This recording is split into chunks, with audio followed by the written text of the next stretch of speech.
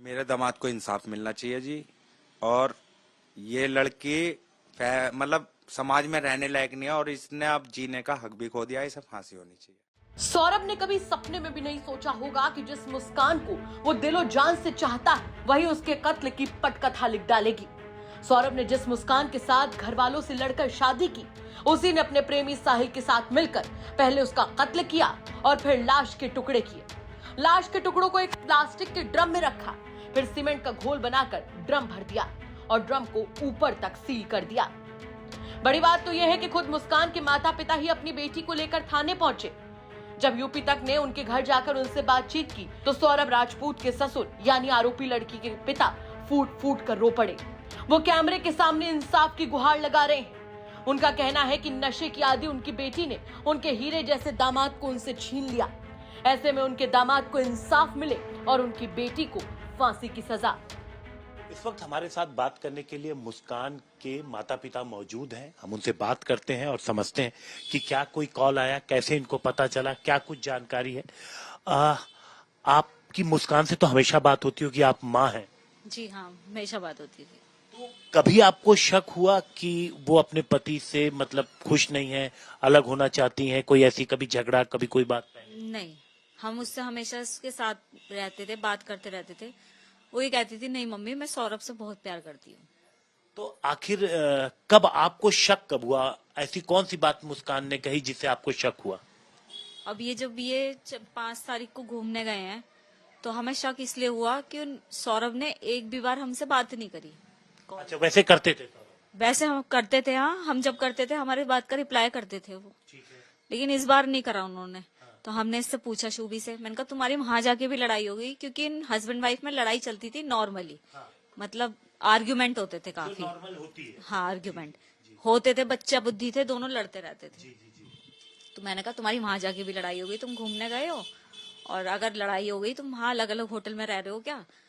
नहीं मम्मी ऐसा कुछ नहीं है, वो बाहर से खाना लेने गए हैं। जब हम कॉल करते थे तो हमेशा उन्होंने बहाने बनाए कि मम्मी वो नीचे डिस्को में गए हैं, पार्टी में गए हैं, और तुम्हें पता ही है कि वो एंजॉय वो करते थे बहुत ज्यादा, ये तो हमें पता है। तो इस तरह से उसने हमसे बहाने बनाए। टाइम ज्यादा हो रहा था, फिर हमने मैसेज डाले सौरभ के फोन पे ही मैसेज डाले जी। सौरभ के मैसेज डाले कि जी हमसे कांटेक्ट करो, आपकी बेटी परेशान हो रही है, आपसे बात करना चाह रही है। तो उधर से रिप्लाई क्या आया था कि मैं पार्टी में हूँ, मैं बाद में बात करता हूँ। ये सौरभ के फोन से आपके पास? सौरभ के फोन से रिप्लाई आया। ठीक, फिर उसके बाद फिर हम जो स्टेटस डालते थे कभी तो उस पर रिप्लाई आता था उनकी तरफ से, जो भी रिएक्शन होता है। उन्होंने उनकी तरफ से हमें कहा कि कुछ बात है लेकिन ये हमसे बात नहीं कर रहे हैं, बिजी हैं थोड़ा ज्यादा ही। 2 साल बाद हस्बैंड वाइफ मिले हैं तो थोड़ा ज्यादा ही एंजॉयमेंट कर रहे हैं, हमें ये रहा। तो हमने कहा चलो छोड़ दो उनकी पर्सनल। शक तो मेरे को बना रहा कि जी कुछ गड़बड़ तो हुई है, लेकिन लड़ाई की कि आपस में लड़ाई हुई है। कुछ है, ऐसे कुछ नहीं। तो फिर उसके बाद ऐसा कुछ है, ये कब आपको शक हुआ? जब वो लोग वापस आ गए? नहीं, ऐसा कुछ है ये तो कभी शक कर ही नहीं सकता, कोई नहीं कर सकता कि एक मिडिल क्लास फैमिली की लड़की ऐसा कर सकती है, वो कोई नहीं सोच सकता। क्या हुआ, कैसे? ये जब आ गए 17 तारीख को, तो रात को आए थे। 18 तारीख के 12 बजे ने मेरे को फोन करा, मम्मी मेरी पीहू से बात करवा दो। यानी कल सुबह मैंने पीहू से बात करवाई, बात करी, फिर मैंने करी। ये टेंशन में दिख रही थी, इसका चेहरा उतरा हुआ था, रो रही थी। वीडियो कॉल पे बात हो रही थी, रो रही थी। मैंने कहा बेटा क्या हुआ है, तेरी लड़ाई हुई है सौरभ से? कह रही हाँ मम्मी। तो मैंने कहा क्या बात हुई है, कुछ मिसअंडरस्टैंडिंग हुई है तो बताओ। तो कह रही मम्मी मैं घर पे आके बताऊंगी, यहाँ नहीं बता रही। यहाँ पे उसने इशारा करा, यहाँ सौरभ है, ऐसे करके इशारा कर दिया। मैंने कहा ठीक है तू घर आ जा। तो 4 बजे करीब ही आई, कल शाम को, मतलब हाँ। 4 बजे आई, मैंने ही गेट खोले थे, आई मेरे से चिपट गई। मैंने कहा शुभी क्या हुआ, ऐसी क्या लड़ाई हो गई तुम्हारी? इतनी लड़ाइयां होती है लेकिन ऐसे तो नहीं हुई कभी भी। कह रही मम्मी सौरभ जो है नहीं रहे। मैंने कहा पागल हो रही है तू, दिमाग चल गया? कह रही नहीं मम्मी सच कह रही हूँ मम्मी, सौरभ नहीं रहे। मैंने कहा नहीं कुछ बताओ बेटा।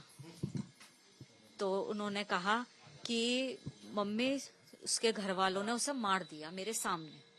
मैंने कहा अच्छा तू छोटी बच्ची है, तेरे सामने मार दिया और तूने कुछ नहीं करा? ऊपर भी रहते हैं रेंट पे, नीचे भी रहते हैं, काम होता रहता है बेकरी में, तेरे को बिल्कुल अंधी थी क्या? कह रही मम्मी उन्होंने मेरे गर्दन पे भी चक्कू लगा दिया था, उनके घर वाले आए थे मारने के लिए, उसने ये हमें कहानी सुनाई। मैंने बिलीव नहीं करा। इन्होंने थोड़ा ऐसा दिखाया फेवर कि हाँ हम तेरी बात पे बिलीव कर रहे हैं। अच्छा, आप भी थे? जी मैं भी था। तो आपने बिलीव दिखाया? मैंने उसे बिलीव में लिया, पर मेरे को विश्वास नहीं हो रहा था, इसलिए मैं दिखाना चाह रहा था मैं तेरी तरफ हूँ। मैंने उसे विश्वास में लिया, पर वो झूठ बोलती रही, मेरे को विश्वास नहीं हो रहा था मेरे को भी। फिर मैंने कि बेटा तुम फंस गए हो, अब मेरे संग चलो थाने चलने।